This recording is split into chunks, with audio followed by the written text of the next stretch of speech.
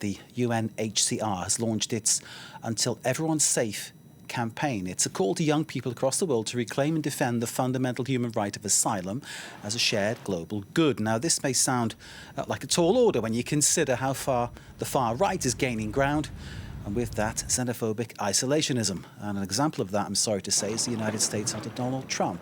And in Europe too, there have been shifts to the far right that have equally moved the dial on immigration and asylum seekers, bringing it to the front of a very bitter agenda.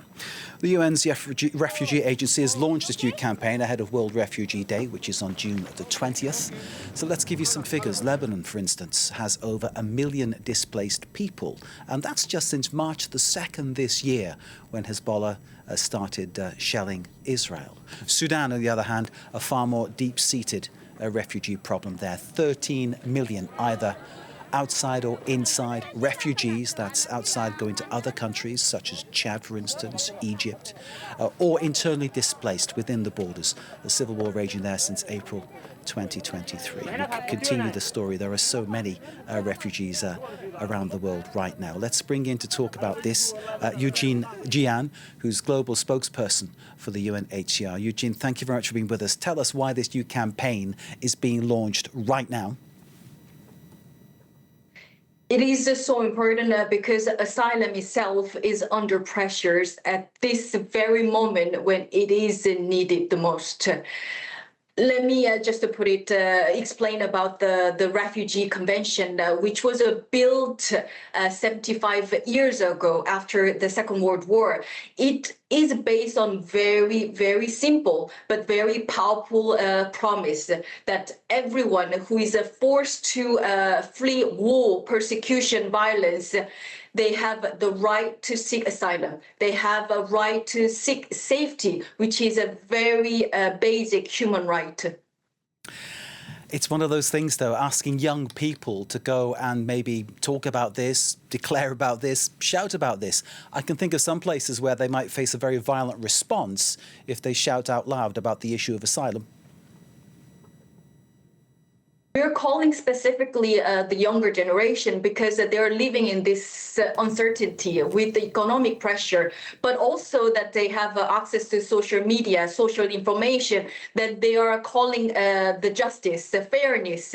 And this is why that Until Everyone is Safe initiative is important, particularly for the young generation, because this promise was built not just for some people, but everyone.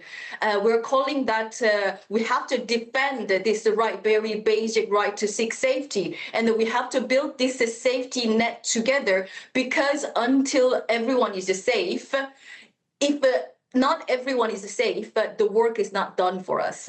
And that is the problem, making people safe, because over the past year, 5.4 million people were forced to flee their homes because of violence. Surely the big issue still remains stopping the violence that turns people into refugees. We're seeing this year, for the first time, the decline of the displacement figure. But this is not like a celebration for us, because we have to also look into the detail of those numbers. A lot of people return, which is one of the solutions for the forced displaced population. But also, when you look into where they return, we're talking about Sudan, Democratic Republic of Congo, Afghanistan, and then they'll also return under duress, under very fragile condition, where if there is no support to them, that those return cannot be sustainable. So we have to really look into a number carefully. 117.8 million is still high. 1 in every 70 people are displaced on Earth.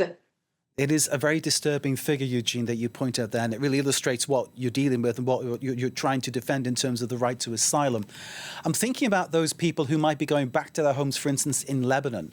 There is talk, of course, with the Memorandum of Understanding between the US and Iran that Lebanon will be included in that and peace will happen. However, on the ground, there is a different narrative taking place. And when people return to their homes, very often they return to something that wasn't what they left. Very often their homes are destroyed. This is one of the big problems, isn't it, for people who are returning to where they come from? That's the problem of this war that we're living in, and then why this initiative is important, because it's also talking about the stability. If there is no stability in those countries where there is ongoing crisis, the whole stability of the region is collapsed as well. And then if we don't continue to support those people who are returning in the area that there's no infrastructure, no education, no health service, then it will further destroy the internal the stability and also the regional stability. And this is why that it is about security, it is about safety. Indeed, and all those things you've mentioned, Eujin, if you consider how much it would cost to fund all that, and it would be a sizable amount of money, I can't put a figure on it, but what I do know is that if you looked at how much it costs to carry out the war, bomb the cities, destroy the homes, destroy the schools, that is a massive amount of money. And if that cash was somehow spent better on better things, surely the world would be a better place. And I'm thinking about this context in Sudan. 9 million internally displaced, 4 million in neighbouring countries. Chad, South Sudan, a country you know well. Egypt, Ethiopia, the Central African Republic. Again, a regional issue because of a civil war in one place. 13 million displaced in total. If somehow the money that went into funding that military activity was turned into maybe making the country a better place for the people there, surely we would be along the right lines then, wouldn't we? But it's not going to happen, is it?